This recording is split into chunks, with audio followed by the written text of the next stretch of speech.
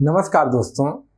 आज हम साहित्य के जिस कालखंड की चर्चा करने जा रहे हैं या साहित्य के जिस युग की चर्चा करने जा रहे हैं उसका नाम है प्रगतिवाद।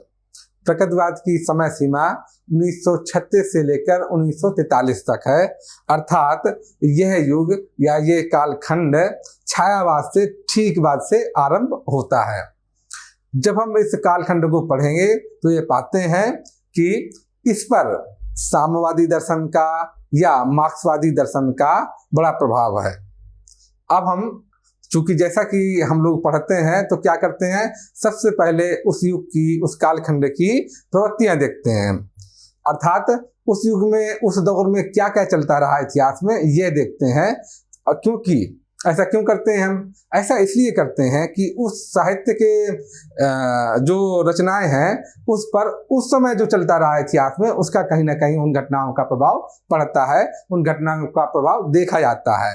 इसीलिए हम उस समय की तत्कालीन परिस्थितियां अवश्य देखते हैं ताकि उसकी साम्यता हम जो उस समय की कृतियां हैं, जो उस समय के साहित्यकार का योगदान है उसके साथ बैठा सकें, देख सकें हम, और लॉजिक के तरीके से हम पढ़ाई कर सकें कि ऐसा क्यों हुआ है, साहित्य में अगर फला चीज आई है तो क्यों आई है। तो आइए देखते हैं। सबसे पहले जैसा हमने कहा इसका समय सीमा क्या है, 1936 से 43 तक है। अब इस समय की तत्कालीन परिस्थितियां हम लोग देख लेते हैं। 1936 से लेकर 1943 तक की परिस्थितियां हम लोग देख लेते हैं। चलिए आगे चलते हैं।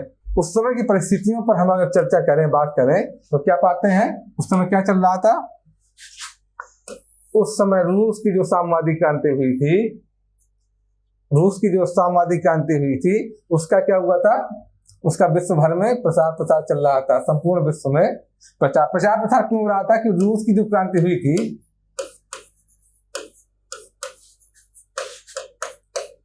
वह क्रांति लोगों ने देखी, वह क्रांति पूरी तरह से सफल हुई।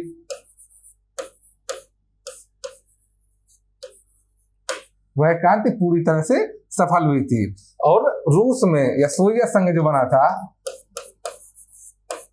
सोवियत संघ में, जैसा कि उस समय के लोग या पूंजीवादी देश यह अनुमान लगा रहे थे सोवियत संघ के बारे में कि रूस इस क्रांति के बाद से क्या होगा, बिखर जाएगा, ऐसा कुछ हुआ नहीं।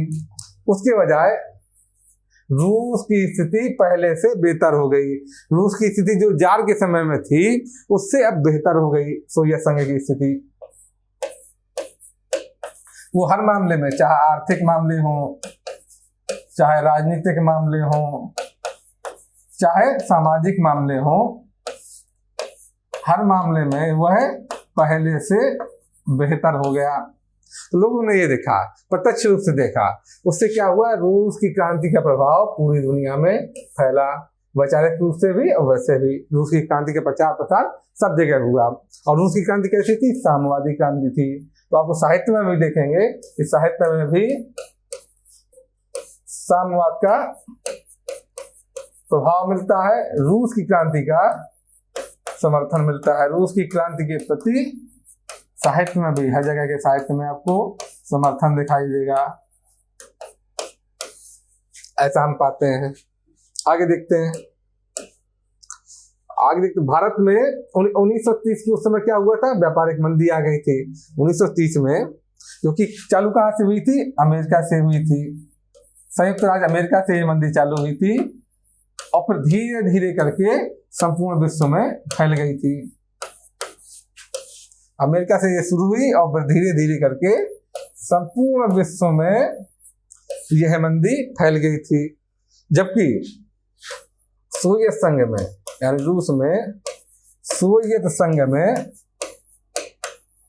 इस मंदी का प्रभाव नहीं हुआ। लोगों ने प्रत्यक्षता देखा, जिससे लोगों को लगा कि जो साम्यवादी व्यवस्था है सोवियत संघ की, वह अमेरिका की व्यवस्था से ज्यादा बेहतर है। ये ज्यादा बेहतर है बजाय अमेरिका की व्यवस्था के। अमेरिका में कौन सी व्यवस्था थी, अमेरिका में पूंजीवादी व्यवस्था लागू की। तो लोगों को, पूरी दुनिया के लोगों को ये लगा कि जो सोवियत संघ की साम्यवादी व्यवस्था है वह अमेरिका की पूंजीवादी व्यवस्था से बेहतर है। ऐसा दुनिया में ऐसा जिक्र होने लगा, ऐसी चर्चा चलने लगी। आगे देखते हैं क्या क्या हुआ।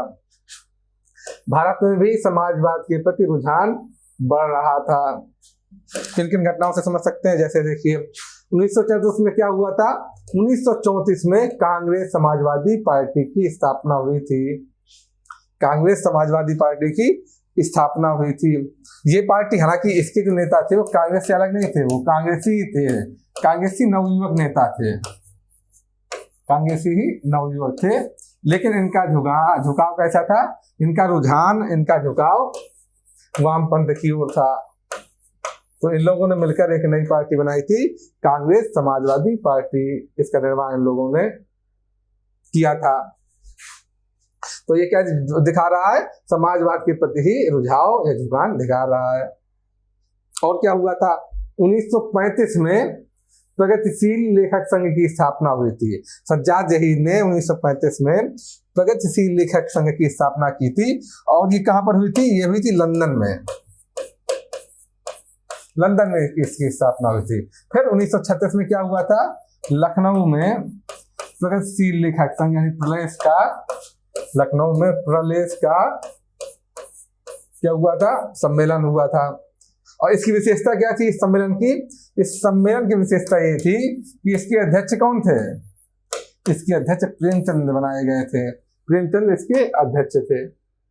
इसमें कौन? जैनेन्द्र शामिल थे। और उस समय के जितने बड़े राइटर थे, बड़े लेखक थे, वो सब इसमें शामिल थे। तो ये भी क्या दिखा रहा है? इस साहित्य में भी समाजवाद के प्रभाव को दिखा रहा है। आगे देखते हैं आगे क्या क्या था, क्या क्या हो रहा था। आगे देखिए, अंबेडकर के नेतृत्व में दलित आंदोलन का प्रचार प्रसार खूब हो रहा था। बड़े सक्रिय रूप से दलित आंदोलन चल रहा था। सक्रिय रूप से दलित आंदोलन चल रहा था। ऐसा आप पाएंगे, ऐसा आप देखेंगे उस समय के इतिहास को जब देखेंगे आप। अंबेडकर के नेतृत्व में अंबेडकर का सूर्य प्रखर रूप से उस समय चमक रहा था। प्रखर रूप से अंबेडकर का सूर्य चमक रहा था। तरह तरह के आंदोलन भी चल रहे थे। और क्या देखते हैं आगे? क्रांतिकारी गतिविधियों में भी जो नवयुवक थे वो संलग्न थे और क्रांतिकारी गतिविधियां बढ़ने लगी थी। जैसे गदर आंदोलन आप देखेंगे,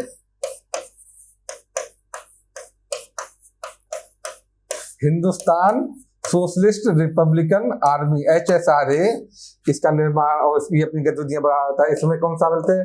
चंद्रशेखर आजाद इसी में शामिल थे, नेता थे इसके।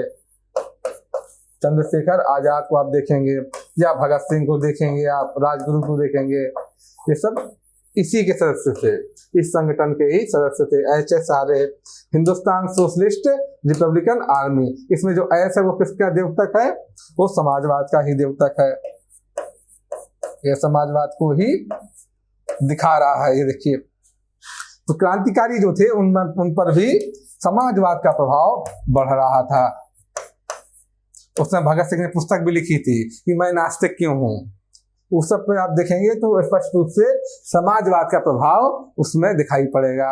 सुभाष चंद्र बोस को आप देखेंगे, उन पर स्पष्ट रूप से समाजवाद का प्रभाव दिखाई पड़ रहा था। उन्होंने किसकी स्थापना की थी? उन्होंने फॉरवर्ड ब्लॉक की स्थापना की थी। यह भी कैसा था? वामपंथी संगठन था। ये सब चीजें आप देखेंगे कि उस समय भारत में भी समाजवाद का प्रभाव, वामपंथ का प्रभाव बढ़ता चला जा बढ़ रहा था। आगे देखिए, असहयोग आंदोलन तथा संविधान आंदोलन द्वारा लक्ष्य प्राप्ति न कर पाना, लोगों का मोह भंग। महात्मा गांधी ने जो आंदोलन चलाए थे, एक तो असहयोग आंदोलन हुआ, दूसरा सविनय अवज्ञा आंदोलन। ये दोनों ही आंदोलन का जो लक्ष्य था, ऐसा नहीं मानेंगे कि ये आंदोलन पूरी तरह से विफल थे, लेकिन इस आंदोलन में जो लक्ष्य रखा गया था स्वतंत्रता की प्राप्ति, वो लक्ष्य दूर दूर तक पूरा होता हुआ नहीं दिख रहा था। तो स्वराज प्राप्ति का लक्ष्य था, जो स्वराज प्राप्ति का लक्ष्य था वह पूरा होता हुआ अभी नहीं दिख रहा था। उससे क्या हो रहा था कि लोगों का अहिंसा से, गांधीवाद से मोह भंग होता जा रहा था। लोगों का क्या हो रहा था? अहिंसा से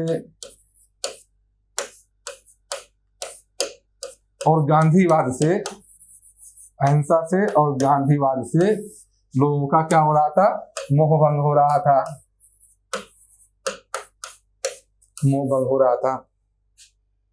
और लोग किस पर विश्वास कर रहे थे, लोग सशस्त्र क्रांति पर, सशस्त्र क्रांति पर अब ज्यादा विश्वास करने लगे थे, इसलिए क्रांतिकारी गतिविधियां भी बढ़ने लगी थी, ये आप देखेंगे।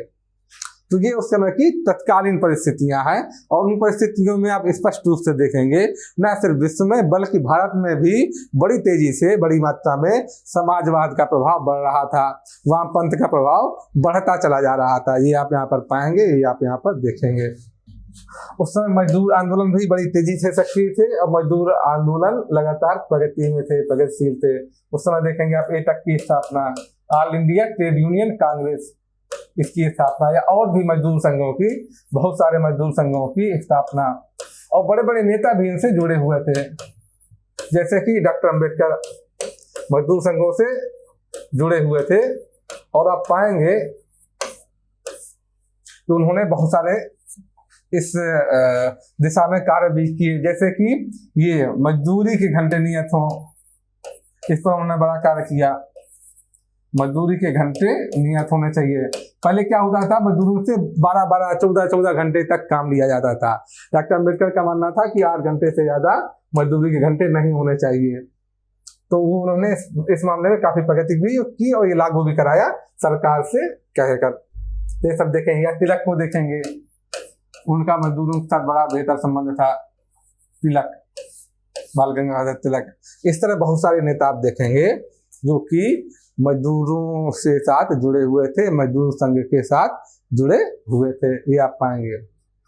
अब हम देख लेते हैं कि उस समय के प्रमुख कवि, इस काल के प्रमुख कवि कौन कौन से हैं। मुक्तिबोध तो सबसे प्रमुख कवि हैं इस कालखंड के, प्रगतिवाद के। उनके संपूर्ण साहित्य में आप पाएंगे मुक्तिबोध के, तो मार्क्सवाद का प्रभाव दिखेगा, साम्यवाद का।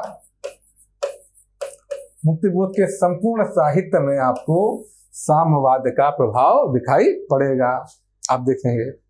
नागार्जुन हो गए, त्रिलोचन हो गए, इसके अलावा भी जो पहले छायावादी कवि थे, निराला, पंत, ये सब जो छायावादी कवि थे, निराला और पंत, ये इन पर भी साम्यवाद का प्रभाव दिखाई पड़ेगा आपको। और इनकी कविताओं में भी साम्यवाद का असर, वामपंथ का असर दिखाई पड़ेगा। नरेंद्र शर्मा भी आप देखिएगा, ये भी प्रगतिवादी कवि हैं। प्रगतिवाद का असर इनकी कविताओं में दिखाई पड़ता है। जब भी हम कोई कालखंड पढ़ते हैं तो उसका हम दोनों पक्ष पढ़ते हैं, उसके संवेदना पक्ष भी पढ़ते हैं उसका, और शिल्प पक्ष भी हम उसका पढ़ते हैं। किसी भी कालखंड के दोनों पक्ष पढ़ने होते हैं, क्योंकि साहित्य तभी मुकम्मल है जब संवेदना और शिल्प दोनों को मिला दिया जाए। तो आइए चलते हैं। सबसे पहले हम क्या देखते हैं, सबसे पहले हम प्रगतिवाद का संवेदना पक्ष देखते हैं। आइए शुरू करते हैं। पहला बिंदु क्या है, रूस की साम्यवादी क्रांति के प्रति निष्ठा दिखाई पड़ेगी आपको, क्योंकि रूस की क्रांति कैसी थी, साम्यवादी क्रांति थी। ये कैसी क्रांति थी, मजदूरों की क्रांति थी। और वहां पर कैसा शासन लागू हुआ था, सोवियत का शासन लागू हुआ था, सोवियतों का शासन वहां पर लागू हुआ था, इसलिए उसका नाम भी क्या रखा गया था, सोवियत संघ लिखा गया था। तो रूस की साम्यवादी क्रांति की प्रति निष्ठा दिखेगी इस समय के साहित्य में, प्रगतिवादी साहित्य में आपको यह दिखाई पड़ेगा। जैसे लाल रूस है ढाल साथियों, सब मजदूर किसानों की। यहाँ पर देखिए, लाल रूस का मतलब वह रूस जिसमें लाल क्रांति हो चुकी है, अर्थात साम्यवादी क्रांति हो चुकी है, क्योंकि उसका निशान ही है। साम्यवाद का निशान क्या है, साम्यवाद का झंडा देखिएगा, उसका निशान ही है लाल। तो लाल रूस है ढाल साथियों, सब मजदूर किसानों की। वही सब मजदूर किसानों की क्या है, ढाल है। वहां राज है पंचायत का, वहां किसका राज है, पंचायत का। तो सोवियत राज था, तो क्या था, एक तरह से मजदूरों की पंचायत का राज है। मजदूरों की सोवियत हुआ करती थी, मजदूरों का संगठन है, मजदूरों की सोवियत है, उसका राज है। तो वहां राज है पंचायत का, वहां नहीं बेकारी है। अर्थात कहने का मतलब है वहां किसी राजा का राज नहीं है, वहां किसी राजा का राज नहीं है, बल्कि जनता का राज है, मजदूरों का राज है वहां। ये कह रहा कभी, ये किसी नरेंद्र शर्मा की पंक्तियां हैं, ये नरेंद्र शर्मा की पंक्ति है। और क्या है इसकी विशेषता, इसकी अगली विशेषता है कि वंचितों, किसानों, मजदूरों के प्रति झुकाव। प्रगतिवाद में स्पष्ट रूप से दिखेगा। वंचितों, किसानों और मजदूरों के प्रति झुकाव तथा समर्पण वाला भाव ये दिखेगा, क्योंकि ये किस पर है, पूरी प्रगतिवादी कविता साम्यवाद पर आधारित है। और साम्यवाद क्या कहता है, साम्यवाद का लक्ष्य ही है कि शासन किसका हो, किसान और मजदूरों का शासन हो, किसान और मजदूरों का शासन होना चाहिए, किसान और मजदूरों का शासन होना चाहिए, ये कहता है। देखिए हमेशा वंचित वर्ग के प्रति झुकाव मिलेगा। जैसे कि ये देखिए समाज में कितना भेदभाव है उसका इशारा किया जा रहा है। जैसे श्वान माने होता कुत्ता, आप भी देखते होंगे बहुत सारे लोग अपने कुत्तों को लेकर घूमते हैं गाड़ियों में या अन्य जगहों पर, आप देखते होंगे। उसी का दिनकर ने वर्णन किया है कि श्वानों को मिलता दूध वस्त्र, कुत्तों को क्या मिल रहा है, दूध और वस्त्र मिल रहा है। अब भूखे बालक अकुलाते हैं, भूख से बालक क्या है, अकुला रहे हैं, चिल्ला रहे हैं, रो रहे हैं बेचारे।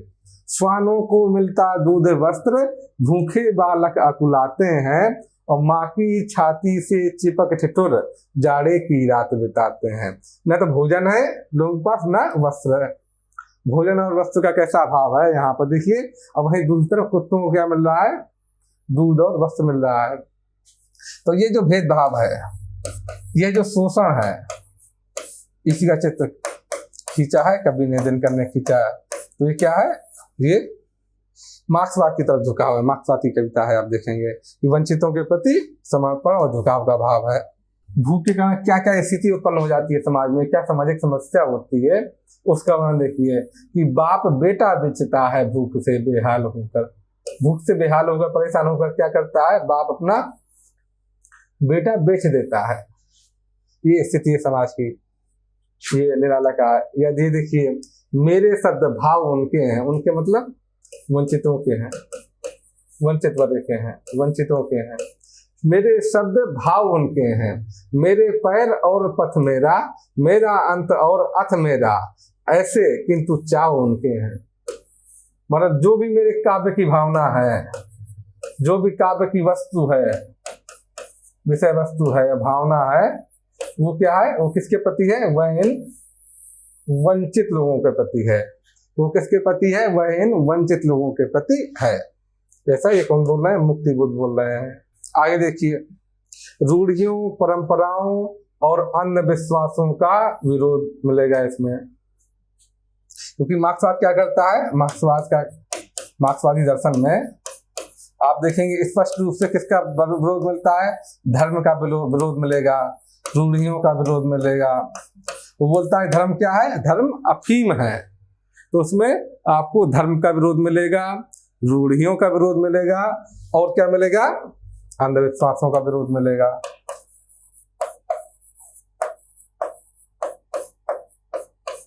इस सब का विरोध स्पष्ट रूप से दिखाई पड़ता है। ये क्यों ऐसा है, क्योंकि मार्क्सवाद का कहना है कि चाहे आपकी रूढ़ियां हो, चाहे आपके अंधविश्वास हो, चाहे आपका धर्म हो, ये सारी की सारी चीजें क्या है, ये सारी की सारी चीजें आप देखेंगे किसके पक्ष में झुकी हुई हैं, ये शक्तिशाली वर्ग के पक्ष में झुकी हुई हैं। ये सारी की सारी चीजें शक्तिशाली वर्ग के पक्ष में झुकी हुई हैं। सारी रूढ़ियां, अंधविश्वास, धर्म इस तरह बनाए गए हैं कि इनके सारे नियम शक्तिशाली वर्ग के पक्ष में झुके हुए हैं। जैसे कि जो भी आप अपने व्यक्तिगत अनुभव भी आपने किया होगा समाज में, कि हमारे जो भी रीति रिवाज हैं, जो भी परंपराएं हैं, वो हमेशा सबकी सब पुरुष के पक्ष में झुकी हुई हैं। वो सब पुरुष को लाभ पहुंचाती हैं, जबकि नारी का शोषण करती हैं। चाहे पर्दा की प्रथा देख लीजिएगा या जो भी रिवाज आप घर में देखते होंगे, तो हमेशा क्या है, पुरुष को वरीयता देती हैं, नारी का शोषण करती हैं। तो इस तरह आप पाएंगे। इसी वजह से मार्क्सवाद क्या करता है, इन रूढ़ियों का, इन परंपराओं का, इन अंधविश्वासों का विरोध करता है। जैसे देखिए आगे, भाग्यवाद आवरण पाप का। ये भाग की बात करना क्या है, ये भाग्य की बात करना क्या है, पाप है। भाग्यवाद किसका है, पाप का आवरण है। भाग्यवाद आवरण पाप का और शास्त्र शोषण का। और ये क्या है, शोषण का है। शास्त्र किसका आवरण है, शोषण का। शास्त्र क्या होता है, शोषण होता है। शास्त्रों में ही भेदभाव की बात लिखी हुई है। शास्त्र इस तरह लिखे हुए हैं कि वह संपन्न वर्ग के पक्ष में झुके हुए हैं, वंचित वर्ग का वह क्या करते हैं, शोषण करते हैं। इसी तरह भागवत क्या है, भागवत पाप का आवरण है, भागवत क्या है, पाप का आवरण है। और शास्त्र किस क्या है, शोषण का एक उपकरण है, जिससे रखता दवा पाप का जन भाग दूसरे जन का। जिससे होता क्या है, शास्त्र से और भागवत से क्या होता है, शास्त्र से और भागवत से क्या होता है, इसका सबका सहारा लेकर एक ही व्यक्ति जो संपन्न व्यक्ति है वह दूसरे व्यक्ति का भाग छीन लेता है, दूसरे व्यक्ति का हिस्सा छीन लेता है, वो दूसरे व्यक्ति का शोषण करता है। कैसे, भागवत आखिर क्या कहता है, भागवत ये कहता है कि मैंने पिछले जन्म में अच्छे कर्म किए हैं, इस वजह से मेरा भाग्य ऐसा, उस वजह से मुझे ये फल मिल रहा है। तो ये क्या, एक तरह से लोगों को दिग्भ्रमित करने वाली बात है, शोषण को बनाए रखने वाली बात है, ताकि लोग उसके बारे में बात ना करें। लोग ये मान लें कि उसका भाग्य है, वो आगे सोचे नहीं कि ये क्यों हो रहा है, किस तरह से बेवकूफ बनाया जा रहा है, किस तरह से समाज में शोषण चल रहा है। तो शोषण के प्रति क्रांति की भावना उठेगी नहीं।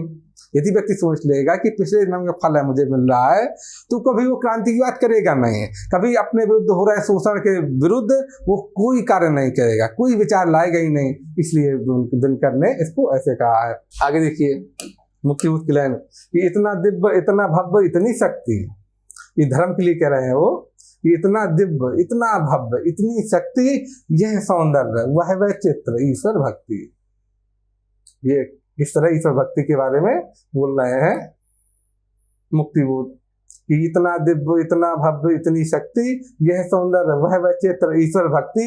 और आगे की जो लाइन है जो यहाँ पर नहीं है, वो उसमें ये बताते हैं मुक्तिबोध कि इतना सब कुछ है किस लिए, केवल एक जो सत्य है, सच बात है, उसको छिपाने के लिए ये सब इतनी चीजें दिखाई गई हैं, इतनी चीजें समाज में रची गई हैं, इतनी मिथ्या चीजें बना दी गई हैं, सिर्फ एक जलते सत्य को टाल देने के लिए, केवल एक जलता सत्य देने टाल, जो आगे की लाइन है, सिर्फ उसके लिए ये सब सारी चीजें दिखाई गई हैं। ये सारी, चाहे भगवान की कल्पना हो, मार्क्सवाद कहता है कि भगवान की कल्पना है,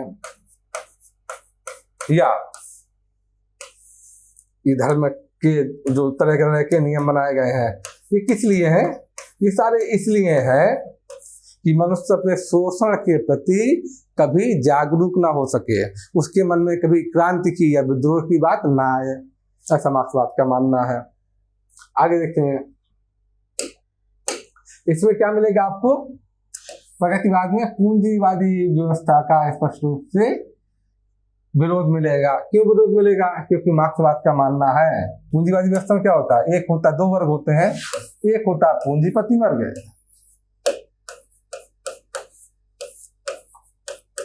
और दूसरा होता है श्रमिक वर्ग।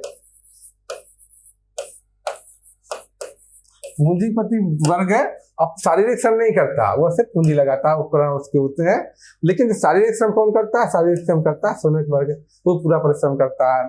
और जब इस परिश्रम का जो हिस्सा आता है, लाभ आता है, तो उस लाभ में से अधिकांश भाग किसको मिलता है, लाभ का अधिकांश भाग कौन ले जाता है, लाभ का अधिकांश भाग आपका पूंजीपति वर्ग ले जाता है। तो एक तरह से श्रमिक वर्ग जो श्रम कर रहा है, मेहनत कर रहा है, उसका लाभ कौन ले जा रहा है, उसका लाभ ले जा रहा है यह पूंजीपति वर्ग। इस वजह से, क्योंकि पूंजीपति वर्ग इसके श्रम पर पल रहा है, इसका शोषण कर रहा है, और इस हद तक शोषण कर रहा है कि श्रमिक वर्ग के पास मूलभूत सुविधाओं का भी अभाव रहता है, उसकी अगली वाली पीढ़ी भी वैसे ही बन जाती है, इतना शोषण होता है। इसलिए जो साम्यवादी लोग हैं, जो प्रगतिवादी लोग हैं, वो क्या करते हैं, पूंजीवादी व्यवस्था का पुरजोर विरोध करते हैं। देखिए, पूंजीवादी व्यवस्था के लिए मुक्तिबोध ने लिखा है कि तू है मरण, तू है रिक्त, तू है व्यर्थ, तेरा मरण निश्चित है, तू है मरण, तू है रिक्त, तू अंदर से क्या है, खाली है, खोखली है, तू है व्यर्थ, तू व्यर्थ है, किसी काम की नहीं है, तेरा ध्वंस केवल एक तेरा अर्थ, तेरा ध्वंस ही एक तेरा उपाय है, एक तेरा अर्थ है। तो ये पूंजीवादी व्यवस्था के प्रति मुक्तिबोध का कथन है, मुक्तिबोध का कहना है। आगे देखते हैं हम लोग मुक्तिबोध ने और क्या कहा है।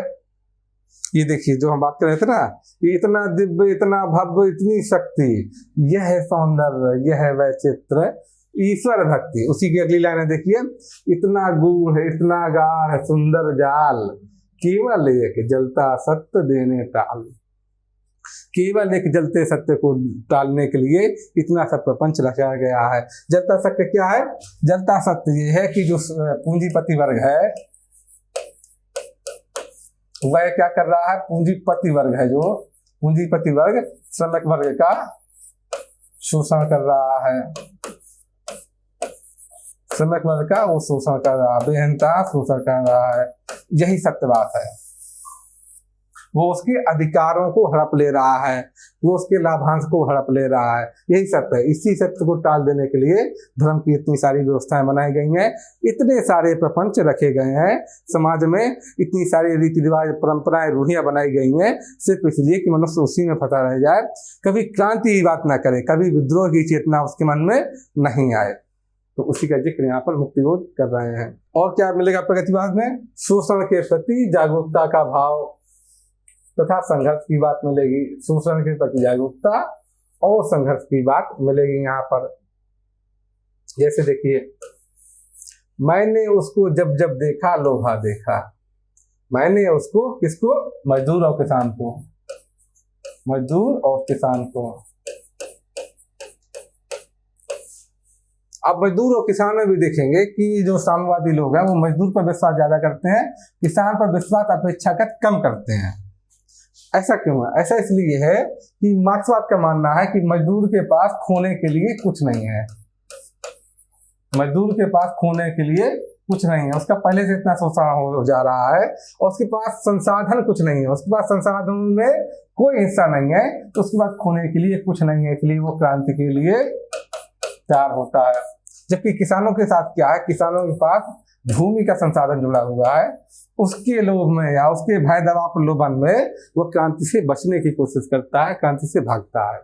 हालांकि ऐसा हर जगह नहीं होता। क्रांति बहुत सारी जगह किसानी क्रांति करते हैं। चीन में देखिए, जितने मजदूरों ने हिस्सा लिया उससे अधिक किसानों ने हिस्सा लिया है चीन की क्रांति में, माओ के साथ में। तो ऐसा हमेशा सत्य नहीं होता, लेकिन मार्क्स का ऐसा मानना था कि मैंने उसको मतलब किसको? मजदूर और किसान को। मैंने उसको जब जब देखा लोहा देखा। लोहा जैसे तपते देखा। कहाँ? कारखानों में देखिए आप, या खेतों में देखिए। लोहा जैसे तपते देखा, गलते देखा, ढलते देखा। मैंने उसको गोली जैसे चलते देखा। ये मजदूरों किसानों के लिए कहा जा रहा है कि मैंने उसको जब जब देखा लोहा देखा। आइए आगे देखते हैं। ये देखिए, ये किसकी रचना है? केदारनाथ अग्रवाल की ये पंक्तियां हैं। आगे देखते हैं। प्रकृति के प्रति यथार्थवादी दृष्टिकोण मिलेगा।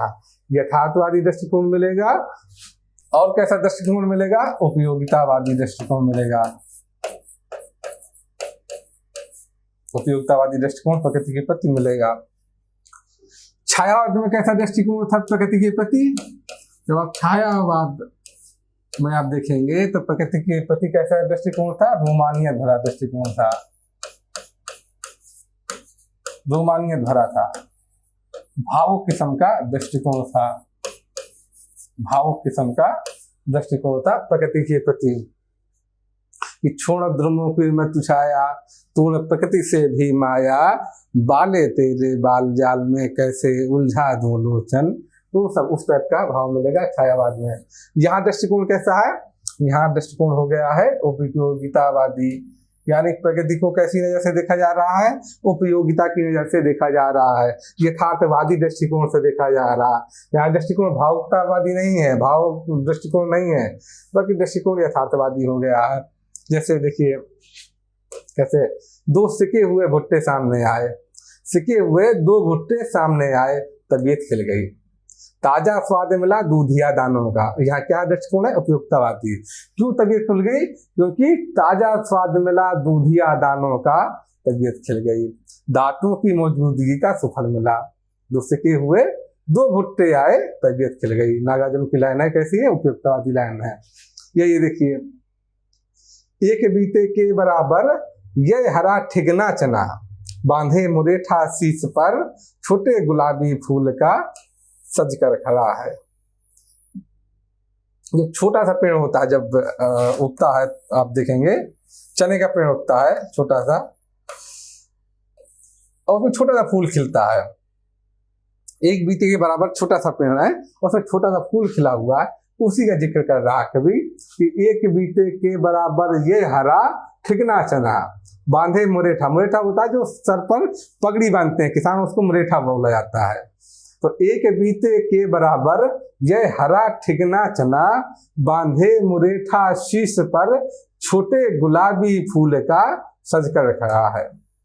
तो ये उपयोगितावादी दृष्टि है प्रकृति के प्रति, क्योंकि यहाँ गुलाब की बात नहीं हो रही है आपके, यहाँ किसकी बात हो रही है, यहाँ चने की बात हो रही है, चने की सुंदरता दिखाई गई है। यहाँ सौंदर्य दृष्टि अब क्या हो गई, उपयोगितावादी हो गई, अब यथार्थवादी हो गई है। अब छायावाद की तरह सौंदर्य दृष्टि भावुकतावादी नहीं है, यहाँ पर सौंदर्य दृष्टि कैसी हो गई है, यथार्थवादी हो गई है। आप देखेंगे इसीलिए सुंदरता अब गुलाब में नहीं दिख रही, सुंदरता अब कमल में नहीं दिख रही, सुंदरता कहाँ दिख रही है, ये ठिकना चना जो एक बीते के बराबर चने का पेड़ है उसमें सुंदरता दिख रही है।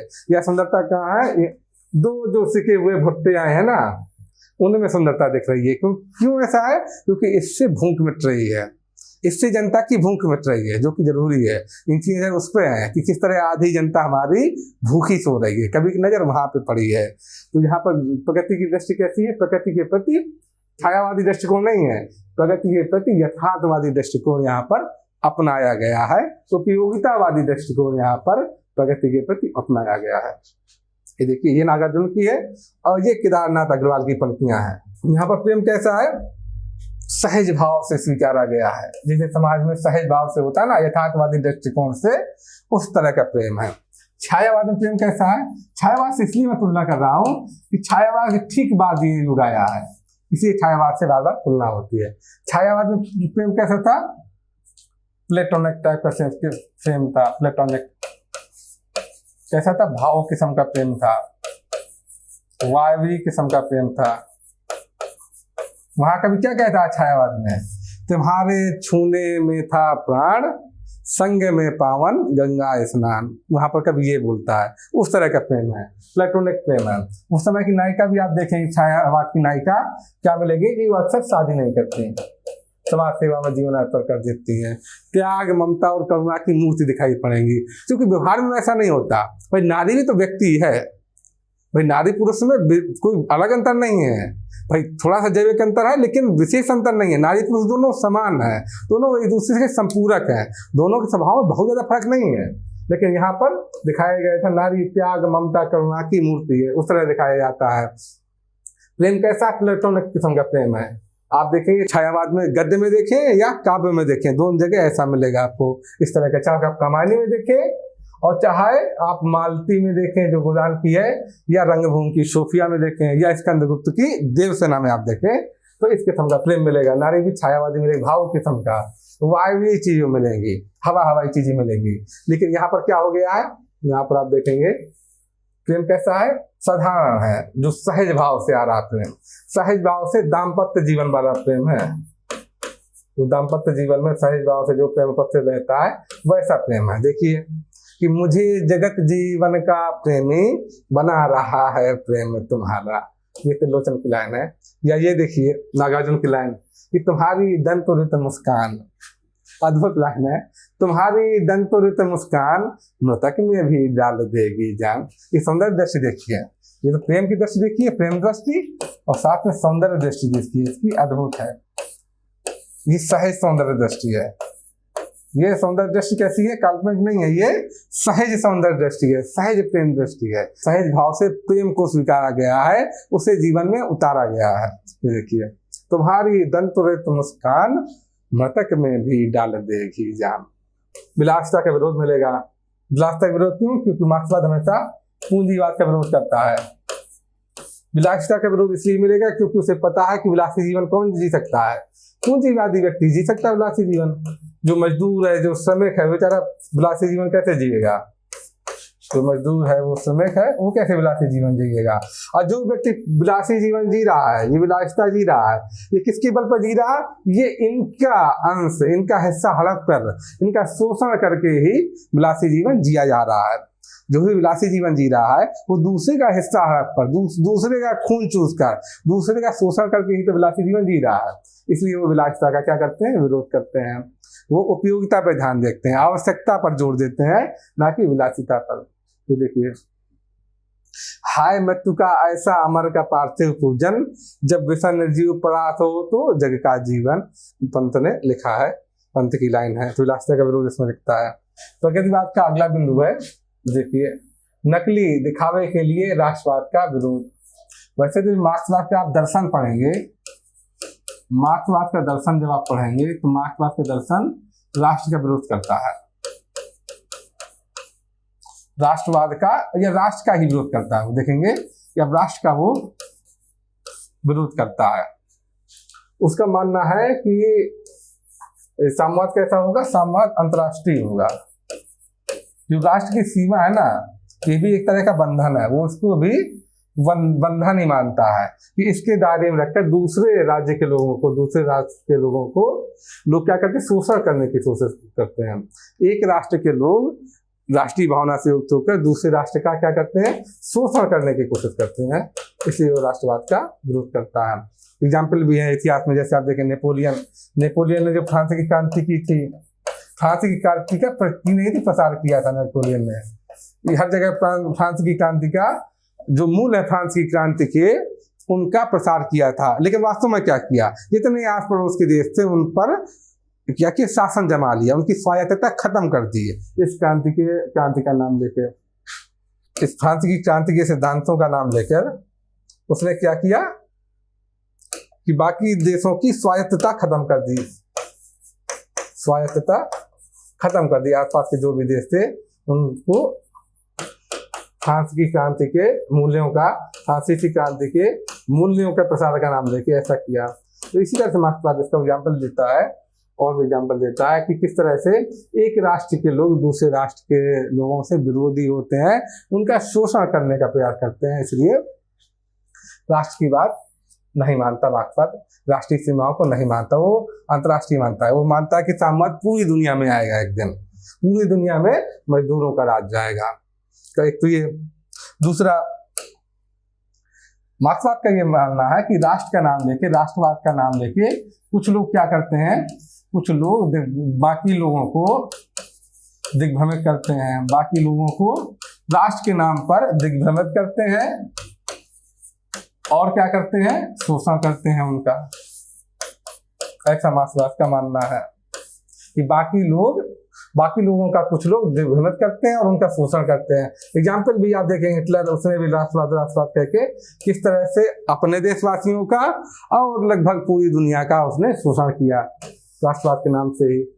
तो ऐसा मार्क्सवादी बोलते हैं कि इसमें क्या करते हैं, राष्ट्रवाद का नाम लेके अपने देशवासियों का शोषण करते हैं और दूसरे देश के लोगों का भी शोषण करते हैं राष्ट्र का नाम लेके। इसलिए मार्क्सवाद क्या करता है, राष्ट्रवाद का विरोधी है। उसके बजाय और किस पर जोर देता है, लोगों की समानता पर जोर देता है। यहाँ देखेंगे हम लोग, यहाँ भी आप देखेगा साहित्य में नागार्जुन ने क्या लिखते हैं कि जहां न भरता पेट, देश वह कैसा भी हो महानरक है। भले देश में अपना राज हो, किसी का राज हो, उससे फर्क नहीं पड़ता, क्या होना चाहिए, पेट भरना चाहिए पहले। अगर पेट नहीं भर रहा है, जनता का पेट नहीं भर रहा है, तब उस देश का, कोई सा भी देश हो, उस देश का कोई अर्थ नहीं है। वो चाहे अंग्रेजों का शासन हो, चाहे भारतवासियों का शासन हो, या किसी के शासन हो, अगर पेट भर रोटी नहीं जनता को नसीब हो रही है तो कहीं कुछ देश का कोई मतलब नहीं है, राष्ट्रवाद का कोई मतलब नहीं है, इस राष्ट्रवादी आंदोलन का कोई मतलब नहीं है, अगर वह जनता को पेट भर रोटी नसीब न करा पाए। ऐसा नागार्जुन का कहना है। मार्क्सवादी सिद्धांत यही कहता है। या नागार्जुन की लाइन देखिए कि कागज की आजादी मिलती, ले लो दो आने में, ये कह रहे हैं, मार्क्सवाद कह रहे हैं, आजादी के समय की हैं ये सब लाइनें। क्रांति का मार्क्सवाद किसका समर्थन करता है, हिंसक क्रांति का समर्थन करता है। मार्क्सवाद हिंसक क्रांति का समर्थन करता है। उसका मानना है, मार्क्सवाद का मानना है कि हिंसक क्रांति के बल पर ही क्या होगा, सर्वहारा का राज आएगा, सर्वहारा का राज आएगा। सर्वहारा क्या है, मार्क्सवाद के अनुसार समाज दो वर्गों में बटा हुआ है। पहला है जो है क्या है, वो है श्रमिक वर्ग, तो शारीरिक श्रम करता है, उसी को क्या बोला गया है, सर्वहारा वर्ग, उसी को सर्वहारा वर्ग बोला जाता है। और दूसरा वर्ग क्या है, पूंजीपति वर्ग। जो शारीरिक श्रम नहीं करता है उसको क्या बोला जाता है? बुर्जुआ। उसको बोला जाता है बुर्जुआ बोला जाता है। तो यहाँ पर ये क्या है? हिंसक क्रांति के बाद क्या आएगा? सर्वहारा का जो राज आएगा, सर्वहारा का शासन आएगा। तो इसीलिए मार्क्सवाद में क्या है? यह जय क्रांति का आह्वान होगा, हिंसक क्रांति का समर्थन दिखाई पड़ेगा। जैसे ये अंधेरे में की लाइन है कि कहीं आग लग गई कहीं गोली चल गई, मुक्तिबोध की लाइन है, मुक्तिबोध की कविता है अंधेरे में, उसी की पंक्ति है ये। कहीं आग लग गई कहीं गोली चल गई। हालांकि फैंटेसी है, एक तरह से आप देखेंगे जो फैंटेसी शिल्प का प्रयोग पढ़ेंगे उसी के तहत है, उसी के अंदर हो रहा है ये, लेकिन वही दिखा रहा है कि किस तरह से मार्क्सवादी साहित्य का क्रांति का समर्थन करते हैं। या ये देखिए, इसलिए कि जो है उससे बेहतर चाहिए, पूरी दुनिया साफ करने के लिए एक मेहतर चाहिए, वह मेहतर मैं हो नहीं पाता। ये मुक्तिबोध कर रहे हैं। ये क्या है? मध्यवर्गीय बुद्धिजीवी है, उसके मन में जो संताप है कि और वह मेहतर मैं हो नहीं पाता, मुझे जैसा होना चाहिए, मुझे क्रांति के प्रति लोगों को जागरूक करना चाहिए, वो मैं कर नहीं पा रहा हूँ। ये संघर्ष के क्रम में वंचना की स्वीकारता। जब भी व्यक्ति संघर्ष करेगा तो संघर्ष में क्या होगी? संघर्ष में जो आपके पास धन है, श्रम है, चाहे वो धन है या समय हो या अन्य चीजें, जो भी संसाधन है आपका, वो किस में लग जाएगा? वो क्रांति के लिए जो आप कर रहे हैं उसमें लग जाएगा, या जागरूकता फैला रहे हैं उसमें लग जाएगा। तो आपके क्या पास क्या रहेगा? हमेशा वंचना रहेगी। लेकिन वंचना के प्रति स्वीकार भाव यहाँ दिखेगा, वंचना के प्रति कोई कुंठा नहीं दिखेगी, कोई शर्म वाला भाव नहीं दिखेगा, बल्कि यहाँ क्या दिखेगा? वंचना के प्रति स्वीकार वाला भाव दिखेगा, आत्माभिमान वाला भाव दिखेगा। यहाँ वंचना के प्रति आत्माभिमान वाला भाव दिखेगा। जैसे देखिए कि गर्बीली गरीबी ये गंभीर अनुभव सब, तो मेरी गरीबी है या मेरे जीवन में ये जो अनुभव आ रहे हैं, अच्छे बुरे अनुभव जो आ रहे हैं, गर्बीली गरीबी ये गंभीर अनुभव सब, यह विचार वैभव सब, जिंदगी में जो कुछ है जो भी है सहर्ष स्वीकार रहा है। इन सब अनुभवों को, ये विचारों को, इन सब विचारों को, इन सब अनुभवों को और इस गरीबी को मैंने सहर्ष स्वीकार रहा है, बिना किसी शर्म के, बिना किसी भाव के कि नहीं ये क्यों है, बल्कि इसको मैंने सहर्ष अभिमान के साथ, स्वाभिमान के साथ इसको मैंने स्वीकारा है। इसको स्वीकार करने में कोई कुंठा नहीं है, कोई कुंठा वाली भावना नहीं है या कुछ शर्म वाली बात नहीं है मेरे लिए। मानववाद का समर्थन देखेगा। मार्क्सवादी दर्शन कैसा है? मार्क्सवादी दर्शन मानववाद का समर्थन करता है। मार्क्सवादी दर्शन के केंद्र में क्या है? मानव और उसकी समस्याएं। तो मानव की जो समस्याएं हैं उन्हीं के उपाय की बात करता है। वो बताता है मानव की समस्याएं क्यों है। यहाँ समस्याएं इसलिए हैं कि मानव का ही एक वर्ग दूसरे वर्ग का शोषण कर रहा है, दूसरे के खून पे पल रहा है, इसलिए समस्याएं हैं। और उसी का उपाय बताता है कि सर्वहारा का शासन, और उसके लिए क्या चाहिए? हिंसक क्रांति चाहिए। तो मानववाद का समर्थन करता है मार्क्सवाद। देखिए, जाने कब तक घाव भरेंगे इस घायल मानवता के, जाने कब तक सच्चे होंगे सपने सबकी समता की। समता कौन बात करता है? समता की बात मार्क्सवादी करता है। मानवता घायल क्यों है? क्योंकि समता नहीं है, बराबरी नहीं है, भेदभाव है, वंचना है, इसलिए मानवता क्या है? घायल है, उसके घाव हो गए हैं। आगे देखिए, राजनीतिक चेतना। आप देखेंगे कि प्रगतिवाद में राजनीतिक चेतना जोरों पर है, बड़े व्यंग्य किए गए हैं राजनीतिक विडंबनाओं पर, राजनीतिक विसंगतियों पर।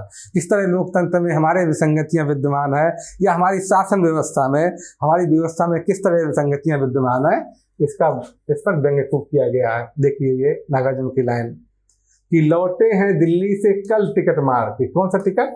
चुनाव का टिकट, MP MLA का टिकट। लौटे हैं दिल्ली से कल टिकट मार के, दांत यूं खिले हैं जैसे दाने अनार के, इतना पसंद है आए दिन बहार के। वो दिखा रहे हैं कि लोकतंत्र में, हमारे लोकतंत्र में किस तरह से विडंबना व्याप्त है, किस तरह से लोग जुगाड़बाजी करके टिकट ले रहे हैं MP MLA का। सेवा भाव से नहीं ले रहे हैं, बल्कि इसको व्यापार बना लिया लोगों ने।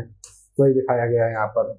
या ये देखिए व्यंग्य, ये तब का व्यंग्य है जब ट्रेन की राजधानी थी, वो कहाँ आई, भारत आई जब, तो उसका बड़ा धूमधाम से स्वागत हुआ। तो उसी का है कि आओ रानी हम ढोएंगे पालकी, व्यंग किया है नागार्जुन ने। तो इस तरह के राजनीतिक व्यंग, राजनीतिक चेतना आपको प्रगतिवाद में खूब दिखाई पड़ेगी, प्रगतिवादी साहित्य में खूब मिलेगी। अभी हम लोगों ने प्रगतिवादी साहित्य का संवेदना पक्ष पढ़ा। संवेदना पक्ष में क्या क्या बिंदु शामिल हैं, क्या क्या विशेषताएं हैं, वो सब हमने देखी। अब हम लोग क्या देखेंगे, शिल्प पक्ष देखेंगे। हालांकि एक चीज की चर्चा कर ले कि मार्क्सवाद का ये मानना है, ये साम्यवाद का ये मानना है कि साहित्य भी क्या है, एक बाई प्रोडक्ट है। उससे पहले एक चीज देख लें आप पहले। मार्क्सवाद ये मानता है कि जो मूल संरचना है समाज की, वो क्या है, वो है आर्थिक संरचना। मूल संरचना क्या है, आर्थिक संरचना ही मूल संरचना है। आर्थिक संरचना ही क्या है, मूल संरचना है। और इसमें भी क्या, उत्पादन प्रणाली। आर्थिक संरचना के अंदर क्या आती है, उत्पादन प्रणाली। जो उत्पादन प्रणाली है वही मूल संरचना है। जैसे जैसे उत्पादन प्रणाली बदलेगी वैसे वैसे क्या बदलेगा, शोषण का रूप बदलता जाएगा। जैसे जैसे उत्पादन प्रणाली बदलेगी वैसे वैसे शोषण का रूप बदलता जाएगा। जैसे उदाहरण के लिए, जब उत्पादन प्रणाली पुराने जमाने में कैसी थी, मानव शक्ति या पशु शक्ति पर आधारित थी, मानव शक्ति या पशु शक्ति पर आधारित थी, तब शोषण का रूप कैसा था, तब शोषण का रूप था सामंतवादी। जब उत्पादन प्रणाली किस पर आधारित हो गई, मशीन पर आधारित हो गई, भाप पर आधारित हो गई, मशीनों पर आधारित हो गई, तो शोषण का रूप कैसा हुआ, जाके सामंतवादी का पूंजीवादी हो गया। और जैसे जैसे उत्पादन प्रणाली बदलेगी वैसे वैसे क्या होगा, शोषण का रूप बदलता जाएगा। जब मानव शक्ति पशु शक्ति से संचालित थी तो कैसा था, सामंतवादी। जब मशीनों से संचालित है तो कैसा हो गया, पूंजीवादी। जब औद्योगिक क्रांति हो गई तब मशीनों से संचालित हो गई उत्पादन प्रणाली, तो कैसा हो गया, शोषण, पूंजीवादी रूप में हो गया। तो जैसे जैसे उत्पादन प्रणाली बदलेगी शोषण का रूप भी बदलेगा। और मूल संरचना क्या है, आर्थिक संरचना है। उत्पादन प्रणाली ही मूल संरचना है और इसी पर क्या निर्भर करता है, बाकी जितनी संरचनाएं हैं, बाकी सभी संरचनाएं इसी पर निर्भर करती हैं। बाकी संरचना में क्या आता है, जैसे आपकी आएगी राजनीतिक व्यवस्था, राजनीतिक व्यवस्था हो गई। दूसरी चीज क्या हो गई, आपकी जितनी सामाजिक परंपराएं, रीति रिवाज, धर्म, सामाजिक परंपराएं, रीति रिवाज, धर्म। तीसरी धार्मिक व्यवस्था हो गई आपकी। चौथी हो गई कला संस्कृति, ये सब भी कला संस्कृति, ये सारी चीजें भी इसी पर डिपेंड करेंगी। जो मूल संरचना है, मूल आर्थिक संरचना है, उसी पर ये सारी चीजें निर्भर करती हैं, बाकी सभी संरचना है। तो अब देखिए, साहित्य क्या है, एक तरह से कला का हिस्सा है। साहित्य किसका हिस्सा है, साहित्य हिस्सा है कला का। तो ये भी कहीं ना कहीं किस पर निर्भर कर रहा है, आर्थिक संरचना पर निर्भर करता है। जैसी आर्थिक संरचना होगी वैसे साहित्य का रूप बदलेगा। और साहित्य का मूल उपयोग क्या है, साहित्य का मूल उपयोग क्या है, किस लिए साहित्य, साहित्य इसलिए नहीं है कि लोगों का मनोरंजन हो, साहित्य इसलिए नहीं कि लोगों का मनोरंजन हो, बल्कि साहित्य इसलिए है कि वह क्रांति जगा सके। वह क्रांति का क्या है, उपकरण है। साहित्य क्या है, क्रांति का उपकरण है। वह इसलिए कि चेतना जगा सके लोगों में, उसका कार्य है कि लोगों के बीच में चेतना जागृत करना, ताकि क्रांति संभव हो सके। ये काम है, आप देखेंगे साहित्य का काम है। प्रगतिवाद की नजर से या मार्क्सवाद की नजर से, साम्यवाद की नजर से साहित्य का काम है कि वो लोगों के बीच में चेतना जगाए। और जब ऐसा ये काम है, ये उपयुक्तवाद है, मतलब उपयुक्तवादी लक्षण है साहित्य का, अगर ये उपयोग है कि लोगों के बीच चेतना जगाए, क्रांति का उपकरण है, तो साहित्य कैसा होगा, साहित्य में शिल्प का महत्व कम हो जाएगा, शिल्प का महत्व कम हो जाएगा। यहाँ पे बात कहनी है सीधी सादी शैली में, सीधी सपाट शैली में, यहाँ पर अपनी बात कहना ही प्रमुख कार्य रह जाएगा, बजाय कि शिल्प के सहारे लक्षणिकता का प्रयोग किया जाए, अन्य शोभा कारक धर्मों का प्रयोग किया जाए, यहाँ पर उसका महत्व नहीं होगा, बल्कि सीधी साधी शैली में, सीधी सपाट शैली में अपनी बात कहने को ही ज्यादा महत्व दिया जाएगा। तो प्रकृतिवाद में शिल्प का महत्व क्या है? कम है बहुत। प्रकृतिवादी कवि शिल्प को महत्व कम देते हैं, ऐसा आप देखेंगे। सीधी साधी सरल भाषा और लहजे में, सहज व लहजे में, सीधी सरल भाषा और लहजे में कविता। भाषा भी सीधी सरल है और लहजा सीधा सरल है, उसमें कविता होगी। जैसे कि आज तो चंद्र है सविता है, पोस्टर ही कविता है। कविता कैसी? पोस्टर के समान सपाट है, एकदम सीधी साधी, पोस्टर के समान स्पष्ट है, सपाट है, ऐसा आप पाएंगे। पोस्टर ही कविता है, ये मुक्ति लाइन है, जो मैंने अभी समझाया वही चीज लिखी हुई है। आगे देखिए, बिंब कैसे मिलेंगे? बिंब दैनिक जीवन के बिंब मिलेंगे। कैसे? मजदूरों किसानों के। यहाँ पर बिंब ऐसे नहीं, पर्वत पहाड़, बड़े बड़े चरागाह, नदियां, सुंदर सुंदर, वो वैसे नहीं मिलेंगे। सुंदर नदियां वो सब नहीं दिखेगा, उस तरह के बिंब नहीं मिलेंगे जैसे छायावाद में मिलते थे। यहाँ पर कैसे बिंब मिलेंगे? दैनिक जीवन में जो मजदूर काम कर रहे हैं बेचारे, पसीना उनसे टप टप करके चू रहा है, उसमें भी भीड़ में वो लगातार काम में लगे हुए हैं, रिक्शा ढकेल रहे हैं, ठेला चला रहे हैं, गाय बैलों को हाँक रहे हैं, किसान खेती कर रहा, उस सब के उस टाइप के बिंब यहाँ पर दिखाई पड़ेंगे। आप देखिए, जैसे पूरी स्पीड में है ट्राम, ट्राम में एक जो ट्राम गाड़ी चलती है, आप देखेंगे कलकत्ता में देखेंगे तो उस ट्राम गाड़ी में मजदूर भरे हुए हैं, एक के ऊपर सटे हुए हैं। जैसे आप यहाँ भी देखते होंगे, मेट्रो जो चल रही है आपकी दिल्ली में, आप देखते होंगे किस तरह भीड़ में लोग एक के ऊपर एक सटे रहते हैं, उसी का जैसे खींचा गया है कि पूरी स्पीड में है ट्राम, ट्राम पूरी स्पीड में चल रही है, खाती है दचके पे दचके, दचके पे दचके खा रही है, सटता है बदन से बदन, पसीने से लथपथ। तो इन मजदूरों का जिक्र है, किस तरह पसीने से लथपथ मजदूर है, एक दूसरे से बदन सट रहा है। तो इस तरह के बिंब आपको दिखाई पड़ेंगे प्रगतिवाद में, ऐसे बिंब मिलेंगे।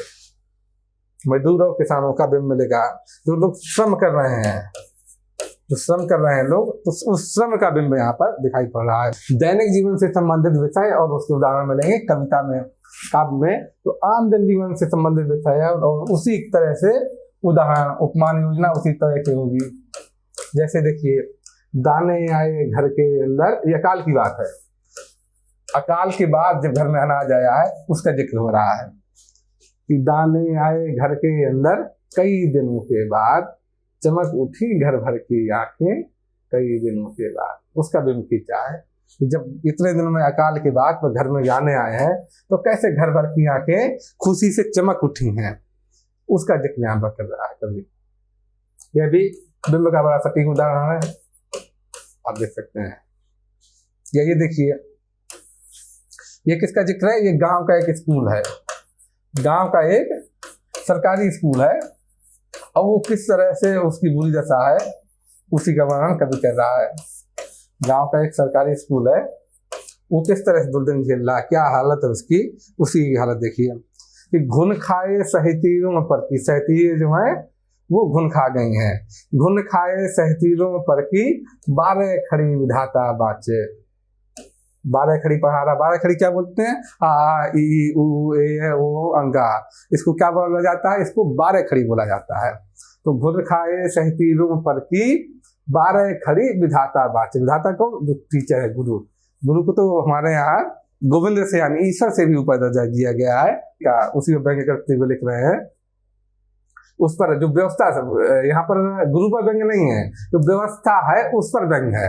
व्यवस्था ने क्या हालत कर दी है सरकारी स्कूलों की, इस पर व्यंग्य किया कवि ने कि घुन खाए सहतीरों पर की, 12 खड़ी विधाता बाचे। विधाता यानी गुरु, टीचर पढ़ा रहा है।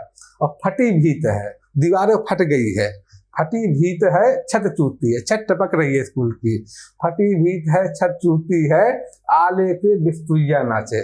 आला वो होता है जिसको दीपक रखने के लिए जगह बनी रहती है दीवार में, आपने देखा होगा गांव में या मस्जिदों में देखा होगा आपने, या मंदिरों में देखा होगा, तो दीपक रखने के लिए जगह बना देते हैं, इस तरह का बना रहता है, इस तरह का देखा होगा आपने, दीवार जैसे बना रहता है दीपक रखने के लिए। यहाँ पर तो फटी भीत है छत चूती है, आले पे बिस्तुइया नाचे। जो एक वो रहता है बिछुए, वो जानवर होता है, गोहे की तरह का जानवर होता है, बिस्तुइया बोलते हैं उसको। फटी बीत है छत चूती है आले पर, बिस्तुइया नाचे और बरसा कर बेबस बच्चों पर, मिनट मिनट पर 5 तमाचे। जो गुरुदेव खड़े हैं वहां पर, उनका जिक्र है कि बरसा कर बेबस बच्चों पर, मिनट मिनट पे 5 तमाचे। इसी तरह से दुखरन मास्टर, इसी तरह से दुखरन मास्टर गढ़ता है आदम के सांचे। इस तरह से दुखरन मास्टर आदम के सांचे गढ़ रहा है, अर्थात बच्चों का भविष्य किस तरह से बना रहा है, इसका जिक्र यहाँ पर किया गया है। नागार्जुन की रचना। तो ये व्यवस्था प्रबंध है कि जो हमारे स्कूल, जो कि नींव है, एक तरह से नींव की ईंट है, जो बच्चे कल देश का भविष्य बनेंगे, उसका निर्माण करने वाले हैं वो स्कूल, उनकी क्या हालत है, क्या दीन दशा हो गई है, इसका वर्णन नागार्जुन ने यहाँ पर किया है। शोभा कारक धर्मों की अवहेलना। मैंने बताया शिल्प का ज्यादा महत्व, प्रगतिवाद में शिल्प का ज्यादा महत्व नहीं रहता, इसलिए शोभा कारक धर्मों का विशेष महत्व, अलंकारों का विशेष महत्व यहाँ पर नहीं होगा।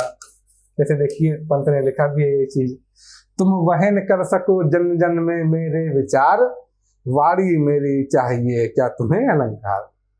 तुम्हें अलंकारों की आखिर क्या आवश्यकता है, क्योंकि मुझे जो बोलना मैं स्पष्ट शब्दों में, सीधे सपाट शब्दों में बोलूंगा, क्योंकि मुझे जनता तक अपनी बात पहुंचानी है। तो इस तरह हमने देखा कि जो प्रकृतिवाद की हमने संवेदनागत विशेषताएं हैं, संवेदना पक्ष है वो देखा, उसके बाद हमने शिल्प पक्ष देखा, यहाँ पर शिल्प का महत्व क्यों ज्यादा नहीं है ये भी हमने पढ़ा, ये भी देखा किस तरह से इसमें अन्य चीजें मार्क्सवाद से किस तरह से जुड़ी हुई हैं, जो संवेदना के विभिन्न बिंदु हैं वो कैसे मार्क्सवाद से जुड़े हुए हैं ये हमने देखा। छायावाद से कहाँ कहाँ पर क्या क्या भिन्नता है ये भी हमने देखा, किस तरह से व्यवस्था से खिन्न रहते हैं मार्क्सवादी कवि वो भी देखा, किस तरह से राजनीतिक व्यंग्य मिलते हैं प्रगतिवाद में वो भी देखा हम लोगों ने।